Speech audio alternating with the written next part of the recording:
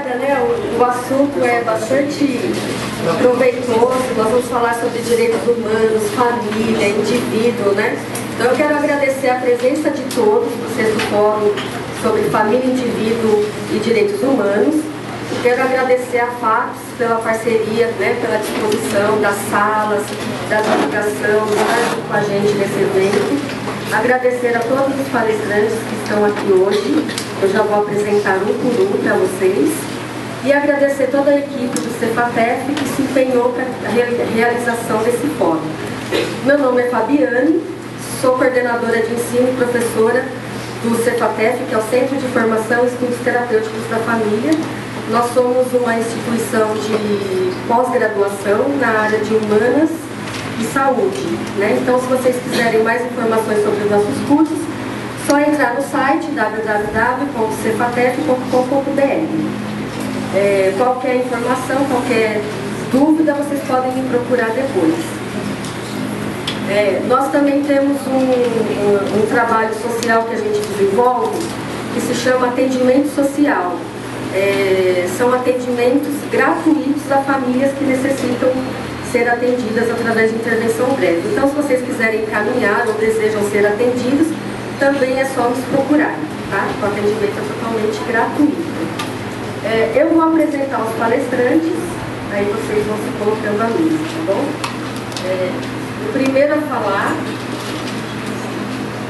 é o professor Luiz Antônio da Silva. Ele é mestre em Administração e Comunicação e Educação pela São Marcos, é pós-graduado em MBA em Gestão Empresarial, atua como professor, consultor de RH e como psicólogo acompanhante terapêutico. É um dos professores do nosso curso de especialização no campo sociojurídico. Obrigada.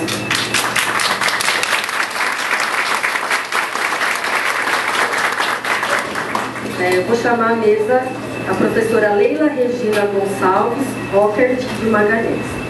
É mestre em História e Economia pelo Mackenzie, graduada em História e Psicologia, tem experiência na área clínica, na área da educação e na área organizacional e empresarial, com ênfase em relações interpessoais.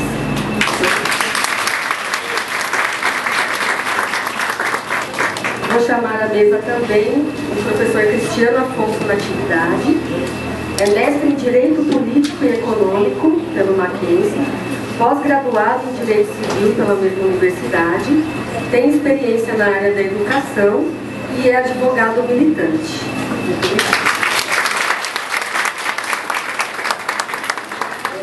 Então eu vou dar a palavra ao professor Luiz, que vai começar a nossa palestra. Sejam bem-vindos e aproveitem o dia, tá bom? Participação desse debate, a vocês que disponibilizaram a estar aqui hoje no período da manhã para discutir um pouco mais sobre a questão do indivíduo, da família e o que envolve direitos humanos. Espero que vocês aproveitem o encontro, que ele se torne frutífero, que vocês consigam tirar aí melhores informações. Bom, eu vou começar a falar sobre o indivíduo.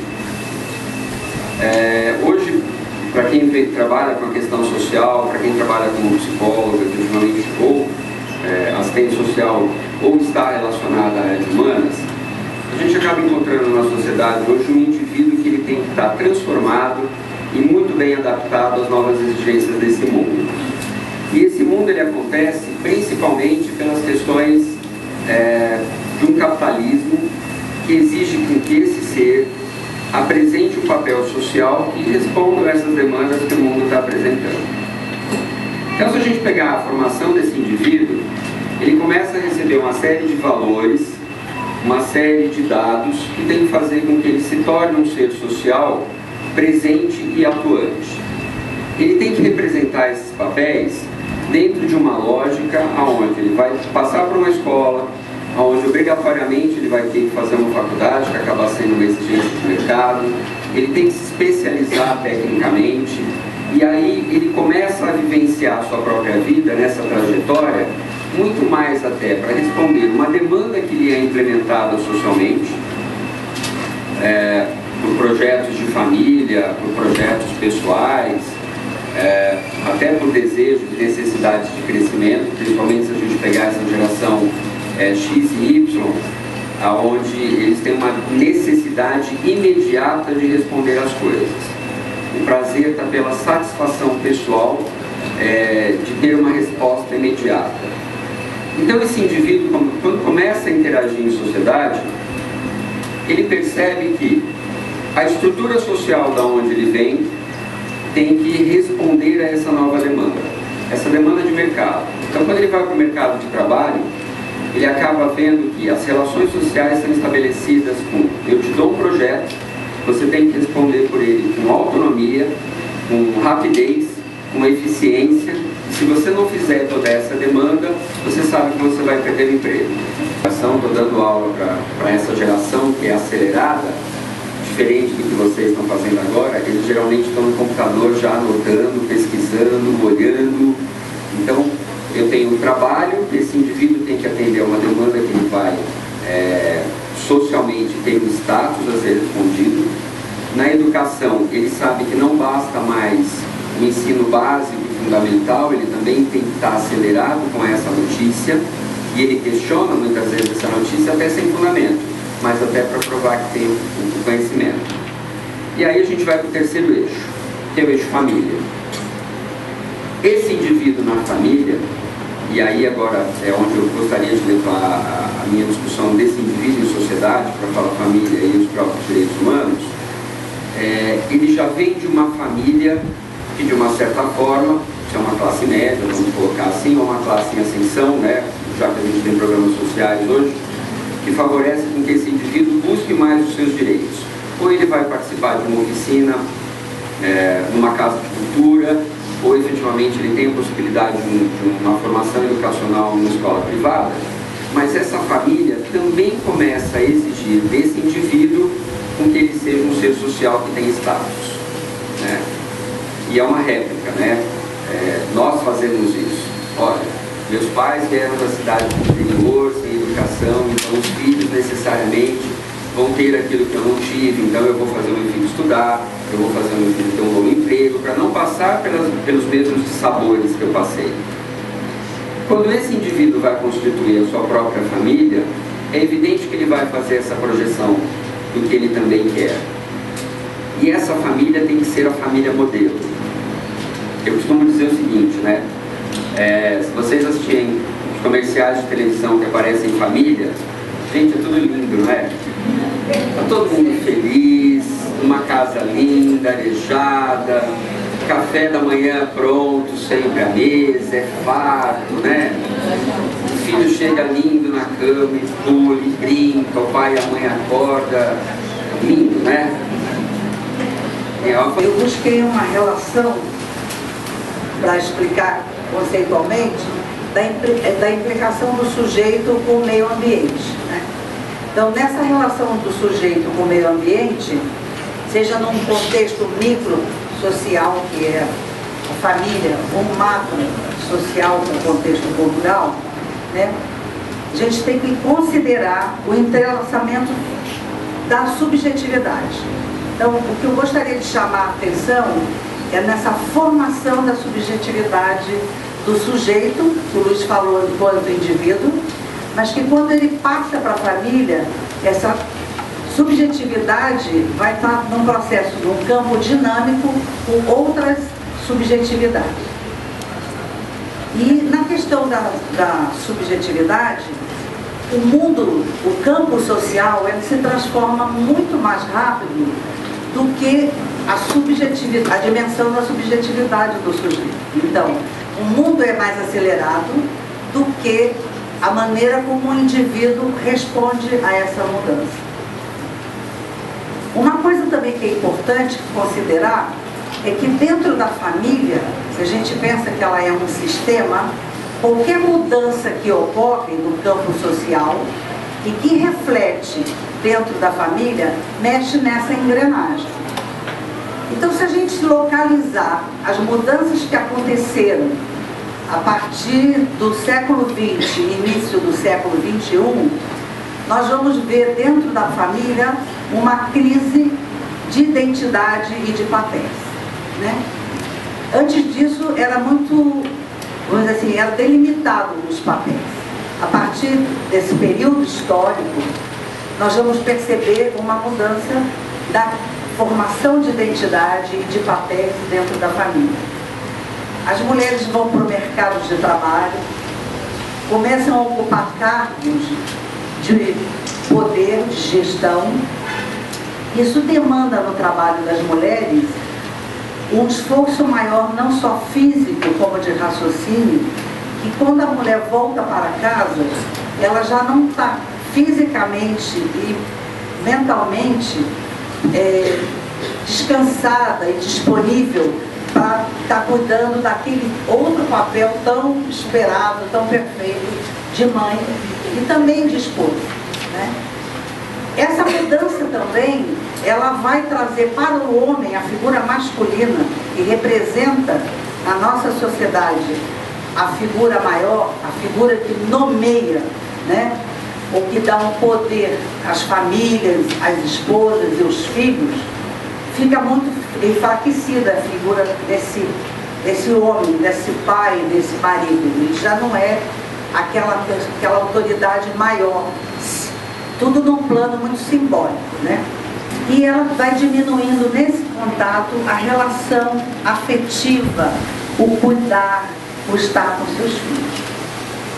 Isso vem trazendo, como consequência, como cascata, né? No efeito cascata, o que o Luiz tem falou anteriormente. Os filhos dessa nova geração, eles precisam de coisas materiais, numa fantasia de que isso vai cobrir uma falta, um buraco que está estabelecido dentro dessa relação primária já na família. E aí nós temos hoje uma geração, eu também dou aula na universidade, muito tecnológica, e esses jovens, eles não veem um sentido na nossa educação. Poucos são jovens e têm claro o que precisam, o que querem ser na vida, qual é o seu propósito. Eles não têm claro, eles não conseguem dimensionar no campo social qual é o retorno que eles vão ter, que eles podem esperar para o tanto de tempo e investimento que eles têm que colocar na educação. Então, isso... Bom dia, meu nome é Cristiano, eu sou advogado, sou professor de Direito Civil, Consumidor, Empresarial e Prática, dou aula na Unixul, né? Sou mestre em Direito Político e Econômico. O Luiz ligou para mim e falou: professor Cristiano, eu preciso que você faça uma palestra. Eu falei: sobre o que, Luiz? Ele falou: sobre indivíduo, família e direitos humanos. Eu falei: mas tudo que eu falo é sobre isso, né? Não tem nada no direito que não seja sobre indivíduo, sobre família, sobre direitos humanos. Ele falou: então, eu falei para ele: a gente emenda então esse restinho de ano e fica falando sobre isso, né? Aí ele falou: não dá, vai ter que ser só sábado de manhã mesmo. Aí ele falou: então fala só sobre direitos humanos. Eu falei: como que eu vou falar de direitos humanos sem falar sobre indivíduo e família? Né? Fica complicado. Bom, tudo começa então no direito com o indivíduo, né? É o indivíduo que começa. A gente teve direito em Roma, né? Na Roma antiga existiu efetivamente direito. Na Grécia existiu política, né? E logicamente política e direito estão agregados. E aí você vai dizer: mas professor, e os outros? Né? As outras comunidades dizem que tinha na Babilônia, tinha o direito hebraico. Isso, que importância tem? Nenhuma, né? O direito hoje não tem importância nenhuma, tem importância histórica. Mas eles não foram importantes na construção do conhecimento, na construção do direito que nós temos hoje. Por que você disse que o indivíduo foi o primeiro foco? Né? O primeiro foco do direito foi o indivíduo. Por quê? Nós tínhamos tido, como o próprio Marx fala, né, em Roma nós tivemos capital, tivemos dinheiro, tínhamos mercância em Roma. Né? Depois veio a Idade Média, não havíamos possibilidade de fazer comércio. Por quê? Tinham saques nas estradas, né? Então nós ficávamos confinados lá nos fios. Né? Então não havia comércio, precisavam de direito. Por que nós precisamos de direito? Precisamos de direito para uma pessoa estrangeira chegar aqui, pegar as leis e saber como as coisas funcionam por aqui. Se nós vivemos fechados, enclausurados, todo mundo sabe como as coisas funcionam por aqui. Não é? Depois que os dois macacos já levaram choque, né? O resto aprende como é que as coisas funcionam. Como igual, então basta você ser um cidadão tanto quanto outra pessoa para vocês serem iguais. Isso era o critério de igualdade. E a liberdade é perigosa, a liberdade. Eu vi esses dias uma charge, né, do Deus fala para Adão: eu te dou o livre-arbítrio. E a cobra fala para Adão: eu te dou a maçã. Aí Deus pergunta para Adão: Adão, você sabe o que é livre-arbítrio? Ele: não. O quê? Está comendo a maçã. Então a liberdade ela é perigosa, né? Ela é perigosa. No momento em que nós não temos a compensação da desigualdade real, né? Nós temos apenas uma igualdade formal, o indivíduo podia fazer tudo. Então o pensamento era o seguinte: o indivíduo, eu não consigo entender muito bem essa. Eu vou explicar uma coisa que existe desde sempre, mas assim, na minha cabeça nunca entrou. Sabe aquele negócio que não cala o coração? Sabe? Nunca calou no coração. Eu só dizia o seguinte: todos nós éramos livres no estado natural. Então, quando nós vivíamos lá na selva, no longo da caverna, nós éramos loucos. Cada um era livre, podíamos fazer o que quiséssemos. Nós hoje vivendo em sociedades, temos que ser tão livres quanto éramos no estado natural. Então, qual que é a obrigação do Estado? A obrigação do Estado é não interferir na minha liberdade. O que o Estado faz, então? O Estado apenas repreende quem não respeita a liberdade do outro. É só para isso que o Estado serve. Mas o Estado era pequenininho e o indivíduo era grande. Ele podia fazer o que quisesse. O tempo foi passando e as pessoas foram vendo que esse negócio de liberdade não é lá muito saudável.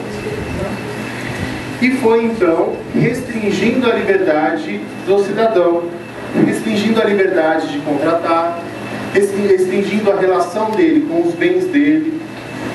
E a família, como que era lá na Idade Moderna? A família era restrita. O filho tido fora do casamento, ele era considerado bastardo, então ele não tinha qualquer efeito patrimonial daquela relação. Tá? Ele era excluído. Então você podia ter relacionamento extraconjugal, você até podia, mas isso não interferia na sua família. Uma coisa é família, outra coisa é sexo. Então não misture uma coisa com a outra. Tá? Dizem que tem duas formas de você não fazer sexo, né? Uma é você ficar solteiro, a outra é você casar, né? Eles já pensaram.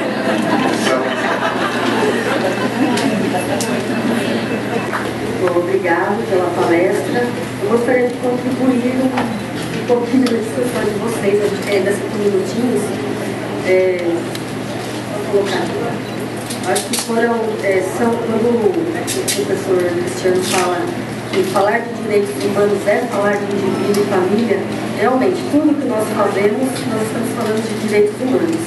E aí eu queria só contextualizar uma história que eu vi no programa de quinta-feira do encontro da Fátima Bernardes,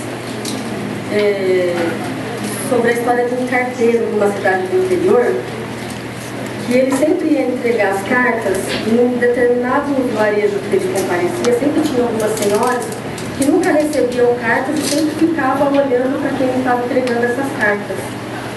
E aí ele começou a sentir um certo incômodo com aquela situação, porque ele via que aquelas senhoras também queriam receber cartas. E aí ele, por iniciativa própria, começou a fazer cartas. Ele mesmo começou a escrever, e quando ele ia entregar cartas nesse vilarejo, ele entregava para essas senhoras. E aí ele começou a observar que toda vez que ele chegava, ele era extremamente esperado. Né? Então, quando a gente está falando de uma sociedade que está voltada para a questão do princípio do prazer. Eu preciso fazer tudo aquilo que me satisfaz. Né? Principalmente que dentro da cultura daquilo que a gente vive, hoje a gente pensa mais em ter do que em ser. Né? Que a professora Leila falou disso. Para eu cumprir as minhas necessidades como mãe, como pai, na afetividade que eu tenho que mostrar para os meus filhos, na história do amor, da família que tem que que ser realizada através do amor, eu tento mostrar isso através de coisas materiais, através de coisas materiais. Então eu preciso dar, dar e dar. E aí a gente não sabe porque lá na frente, quando o nosso filho se torna adolescente, por que que ele começa a buscar as drogas, por que que ele começa a buscar outros grupos que o acolhem, por que que ele começa a não aceitar os nãos em família, porque lá atrás, nessa atual configuração familiar, está muito na dúvida quem coloca o limite, quem diz o não, né? Você vai dizendo sim para tudo e aí os filhos a gente vai tendo outras configurações familiares. Mas aí eu trago essa história que eu assisti para a gente observar isso, né? Porque a gente vive na correria do dia a dia e não observa através de um ato, de um gesto, o que o outro está necessitando. Então ele fez muitas senhoras felizes pelo simples ato de escrever para que elas recebessem essas cartas. Bom, gente, quero agradecer aos palestrantes. Eles vão continuar com a gente só vai dar uma pausa de 10, 15 minutinhos. Tem um coffee break para vocês. Como a faculdade está em reforma, vai ser no 4º andar, então alguns vão conseguir usar elevador, outros vão precisar subir de escada, a gente pede desculpa por esse inconveniente, mas é por conta da reforma. Depois vocês voltam, aí a gente vai continuar o debate, vão poder fazer perguntas para os professores e ao final vocês recebem um certificado. Gostaria de dizer que todos são professores do CEPATES nos nossos cursos. Inclusive a gente vai inaugurar um que o professor Luiz é o coordenador, que é o de gestão empresarial, estratégica de pessoas. Então estaremos aí para qualquer dúvida e aproveitem o lanche. Obrigada. Vamos lá, pessoal, dar continuidade. E agora que a gente já tomou um cafezinho, já acordou mais, né? Nós vamos abrir agora um espaço para que vocês possam. Perguntar. Só que eu vou pedir que quem for fazer a pergunta vai precisar vir aqui na frente, porque o fio não alcança até aí atrás. A não ser que vocês consigam falar bem alto, para que todos possam ouvir. Alguém quer fazer alguma pergunta? Abi,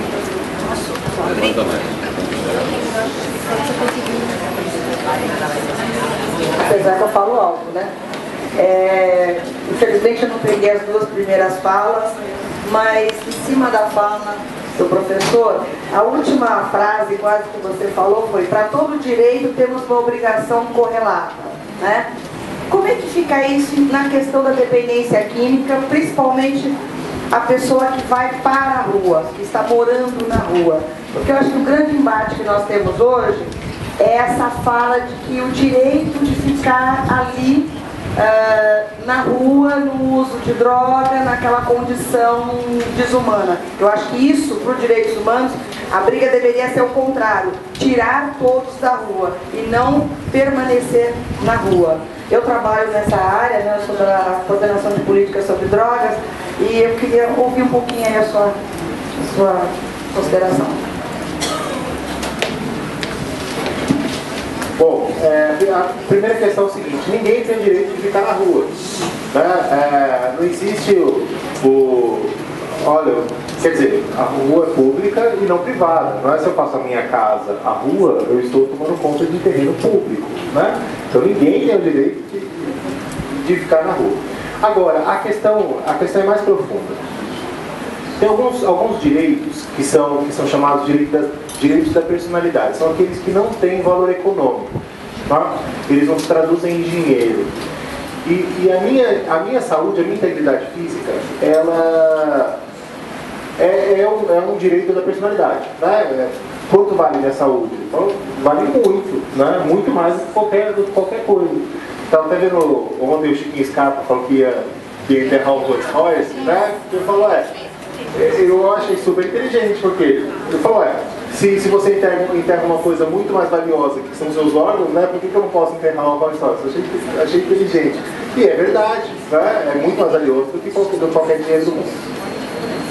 Então, é o seguinte: eu não tenho o direito de me suicidar. eu não tenho direito de arrancar uma parte do meu corpo fora. Se você fosse levar as questões tão a sério, nem silicone você não poderia colocar, não é? A não ser que fosse paradouro, né? Porque você pode ter uma intervenção cirúrgica porque você quer, né? Então, na verdade, como que justifica, né? Para ver se cola? Ah, porque minha autoestima fica muito baixa, né? Então, eu acho que ninguém me ama, ninguém me quer, então eu preciso colocar silicone para as pessoas me amarem, né? Então você vai para essa área da psicologia, né? Para tentar fundamentar uma cirurgia dessa. A mesma coisa acontece com uma pessoa que quer fazer a cirurgia da mudança de sexo, né? Falou, olha, você pode cortar o seu pipi fora? Não pode, né? Pode. Só que o que autoriza isso? Ah, porque a pessoa ela é em depressão profunda, tem grande tendência a suicídio, né? Então, para evitar esse tipo de coisa, autoriza-se a cirurgia de mudança de sexo, que vai gerar vários outros problemas no campo do direito. Então, quer dizer, se eu não posso nem colocar silicone, se quiser, porque o meu corpo, ele não é meu. Ele entra naquela parte do social, né? Os meus direitos da personalidade, eles são irrenunciáveis. Eles são intransferíveis. Eu não posso vender o meu corpo. Ah, pode, mas vender não pode. Tá? Então,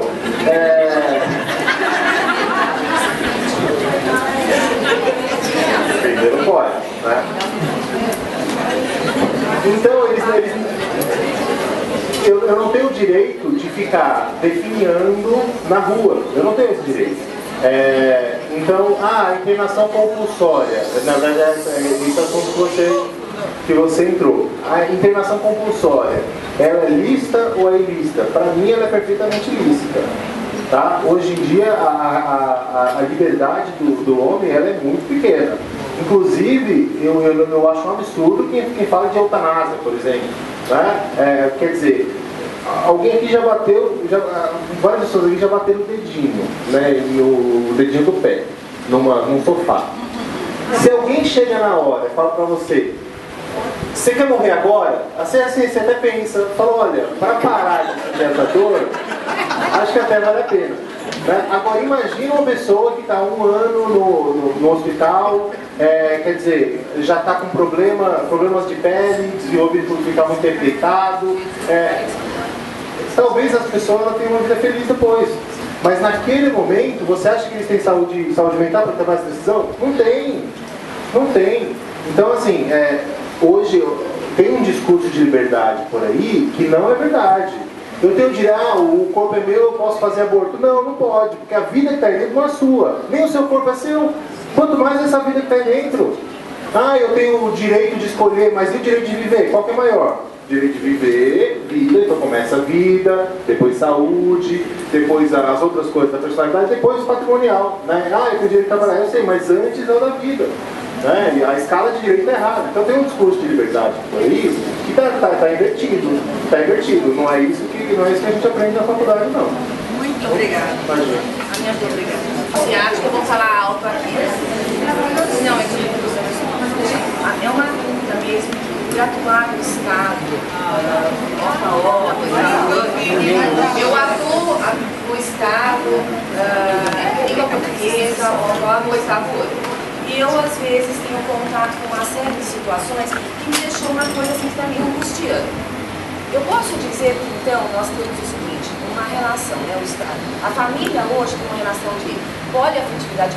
Nós todos somos responsáveis por essas crianças que estão sendo delegadas, né, de sua educação, né, o educar e cuidar, né, desde os primeiros anos de vida, porque nessa sociedade de princípio de prazer, né, que agora assim, faz filho, estou falando uma linguagem bem prática, se faz filho facilmente e tem os facilitadores do Estado que dão o respaldo, né, quer dizer, faz filho 1, 2, 3, não tem a responsabilidade, né, desse sujeito de direitos vulneráveis, né, criança pelo seio da família, e vão largando, né, nas instituições, né, que são facilitadoras pelo Estado, né, e aí tem uma série de coisas envolvidas, políticas e outras, né? Então eu quero saber quando é que vai ter um resgate, né, dessa educação que deve vir, né, do seio da família, tá? E não delegada para outros, né? Como serão os interiores, né, que virão? E aí? Até quando isso vai até o ventre, né? Porque não tem mais por onde, né? O educador não é babá, né? Então está tendo uma inversão de papéis. Isso está realmente complicando, porque tem pais que vão na reunião e falam assim: aí está dando problema? Eu tenho mando esse para Bahia, mando o outro para não sei onde. Isso é uma realidade triste. Quem atua no Fundamental 2 vê isso todos os dias, tá? Isso está incomodando. Juridicamente, né? Como é que nós vamos resgatar isso? Para mim, puder me elucidar melhor, eu não sei como faz. É uma coisa que também angustia. Eu acho que ela vai para os três aqui. Então é assim, na questão do princípio do prazer, né, que foi o que eu toquei do hedonismo, esse indivíduo, né, que primeiro que ele já chega na sala, né, deixa eu levantar até para ficar mais fácil. Essa criança vai para a escola sem alguém ter interditado, né? Porque tudo pode desde que não for na minha casa. Então na escola você pode tudo, se na minha casa eu vou te colocar de castigo. Esse professor, aí são dois lados, né? Então eu tenho uma criança que chega lá sem o limite, sem o restritor, e tudo que ela faz ela pode, porque ela está lá, porque é um lugar legal, ninguém botou limite. Esse professor, por outro lado, não tem que dar esse limite social para ele, né? Esse limite da educação familiar não é professor, né? Então eu tenho essa confusão de papéis. E lembra que lá, a hora que eu estava conceituando, né, eu falei assim, eu acabo entrando num processo em que eu também me rendo a alguns valores. Então, esse aluno está lá porque a escola acaba sendo um depositário social, né, não tanto educacional. O professor também acaba ficando nesse depositário por uma questão financeira, de manutenção, né, e esse ciclo vai se formando, né? Agora você falou uma coisa que é assim, que horas vai interditar? E aí eu vou olhar pelo olhar do indivíduo, talvez a Leila complete melhor no olhar da família. Me assusta ver 3,5 milhões de jovens numa praia para escutar um seguidor religioso. Eu não estou fazendo críticas, não é esse o ponto, mas nem essa ou aquela. Mas aí eu tenho um movimento de um jovem, é esse ponto que eu quero dar, que está buscando a regra. O que me preocupa é saber se é essa regra a melhor que ele está buscando, né? Então eu tenho um movimento de geração X e Y hoje, de determinadas seitas, religiões e congregações, que assim, defendem esse princípio, não estou dizendo que ele não tem que ser virgem, mas o discurso da virgindade é um discurso do início do século passado. Então o que me preocupa nessa interdição é que ela vai ter, né? Vai parar, mas eu tenho medo disso não ser fundamentalista. Que aí eu estou usando, eu volto, eu não estou progredindo, eu estou regredindo, eu não torno a interdição social pelo crescimento da evolução do indivíduo. Eu volto lá pela caça às bruxas, pelo preconceito, pela normatização. Então isso para mim é regressão. Tem sempre, né? A história ela é cíclica, né? O que muda são os personagens e a hora de atuar. Vai ter essa interdição. Como ela vai se dar, não é pelos 20 centavos. Não é confundido. É que a responsabilidade dos pais, né? Eles delegaram para outra, né? Quer dizer, do Estado. E nós todos então teremos essa relação, né? Olha, de sermos responsáveis pelos filhos de todos, né? E o professor. Então, mas aí vem a coisa do hedonismo que eu falo. Os pais querem ter o princípio de prazer com os filhos, eles não querem o princípio do desprazer.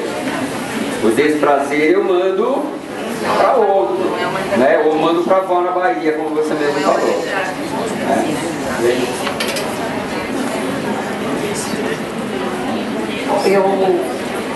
Essa fala sua é uma fala essa fala que a colega trouxe é uma fala constante quando a gente faz algum trabalho nas escolas com os professores. Então essa é uma queixa recorrente, ok?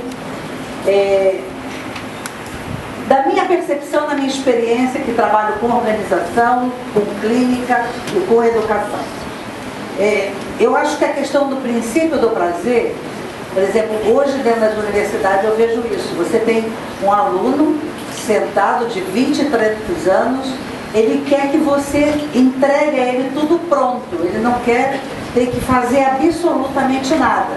Eu costumo brincar com eles, eu falo assim, vocês me remetem ao princípio do prazer, onde o bebê chora e a mãe dá peito. Vocês estão com 30 anos e estão tomando peito. Eu não vim aqui para dar peito, eu vim aqui para dar saber. É isso que eu vim dar para vocês. Costumo brincar com eles nesse sentido. Então, por que fica nessa relação do prazer? Né? O Luiz começou a falar da questão da interdição. Essa coisa de alguém interditar para que a criança possa saber o que é o melhor, o que é o pior, o que é o direito, o que é errado. Essa discriminação, ela é importante. Então, isso, do meu ponto de vista, ela tem que iniciar na família, e na família, geralmente você interdita internamente a partir do discurso, da formação dos seus filhos.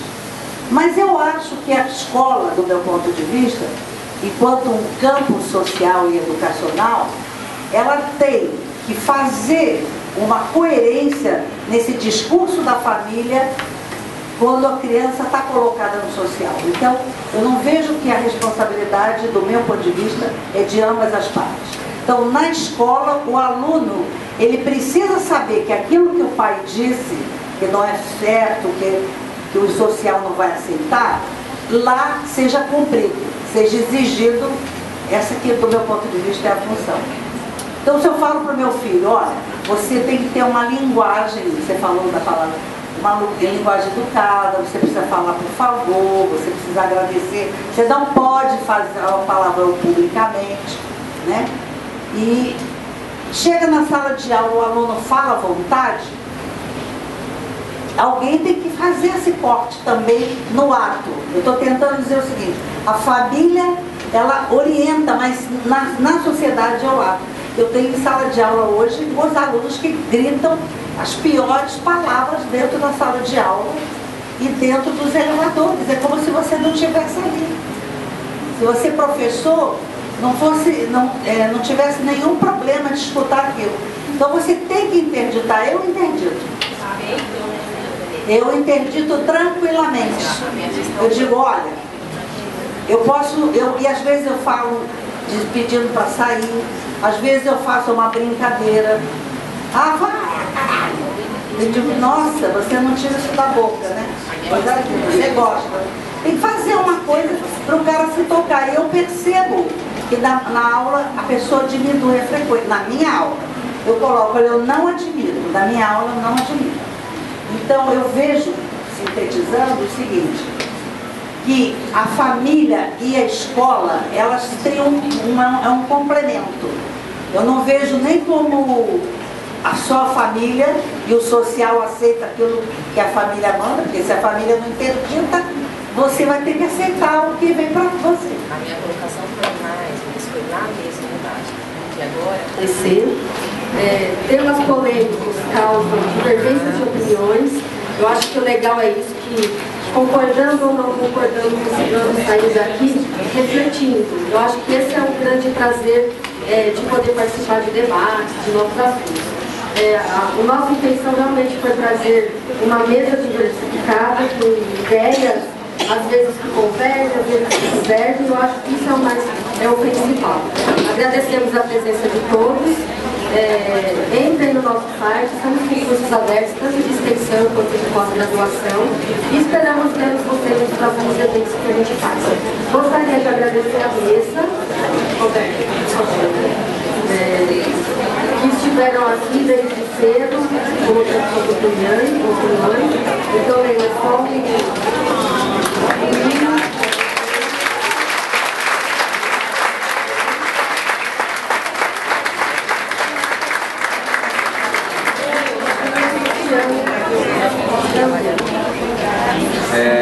só um agradecimento rápido de 3 horas, uma coisa assim, meu pai e minha mãe, né? Mas queria agradecer vocês que no sábado de manhã vieram com o propósito de aprender um pouco mais, perceber outras ideias e visões. ao CEPATEF, a Fabiana e ao Roberto mais uma vez, a Leila, ao Cristiano pelo convite, particularmente às minhas alunas de serviço social aqui, as minhas alunas de pós-graduação, e espero ter contribuído e termos em breve novamente. Obrigado.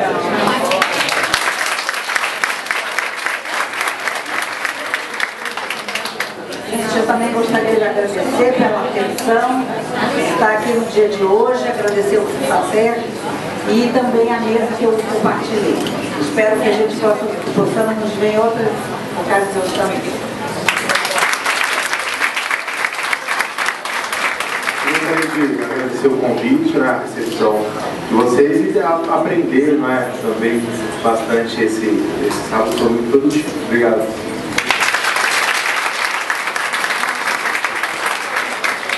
Pessoal, a retirada do certificado está no